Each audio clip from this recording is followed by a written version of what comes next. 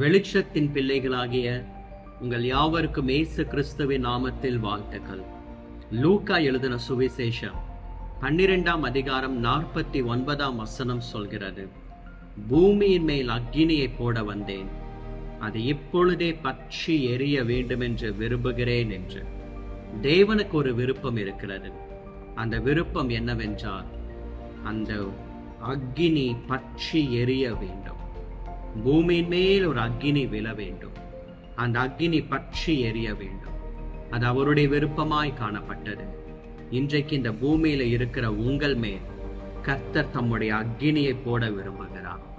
தேவன் உங்களை அக்கினி பிளம்பாய் மாற்றி ஒரு வல்லமையாய் பயன்படுத்த கர்த்தர் தீர்மானித்திருக்கிறார். இதை கேட்டுக்கொண்டிருக்கிற அன்பு சகோதரனே, சகோதரியே, நீங்கள் யாராக இருந்தாலும், எந்த இடத்தில் இருந்தாலும், இன்றைக்கும் கர்த்தருடைய அக்கினி உங்கள் மேல் இறங்க அவர் தம்முடைய கரத்தை உங்களுக்கு நேராக நீட்டி ஆயத்தமாய் இருக்கிறார். தேவன் உங்களை ஒரு அக்கினி ஜுவாலையாய் மாற்ற அவர் சித்தமுள்ளவராய் இருக்கிறார். நீங்கள் தெரிந்து கொள்ளப்பட்டவர்கள். உங்களை இந்த கடைசி நாட்களிலே எலியாவை போல வானத்திலிருந்து அக்கினியை இறக்குகிற வல்லமையுள்ள ஒரு ஊழியக்காரர்களாய் கர்த்தர் மாற்ற போகிறார்.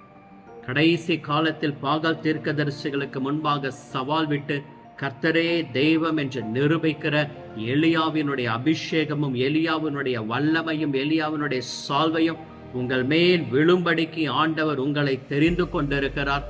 கடைசி நாட்களிலே இந்த பூமியின் மேலே கர்த்தருடைய அக்கினியை நீங்கள் போடும்படிக்கு, அந்த அக்கினி பரவும்படிக்கு, அந்த அக்கினி பல இடங்களுக்கு சென்று பிசாசினுடைய கிரியைகளை சுட்டெரிக்கும்படிக்கு, மனிதர்களை பரிசுத்தமாக்கும்படிக்கு தேவன் உங்களை ஒரு அக்கினி ஜுவாலையாய் ஆண்டவர் உங்களை தெரிந்து கொண்டிருக்கிறார்.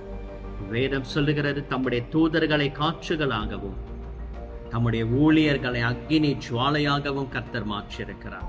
நீ அக்கினி ஜுவாலை, அவருக்காக பிரகாசிக்கிற அக்கினி ஜுவாலை, அவருக்காக பூமியிலே வைராகியம் காண்பிக்கிற ஒரு அக்கினி ஜுவாலை. உங்களை கர்த்தர் ஒரு அக்கினியாய் மாற்றுகிறார்.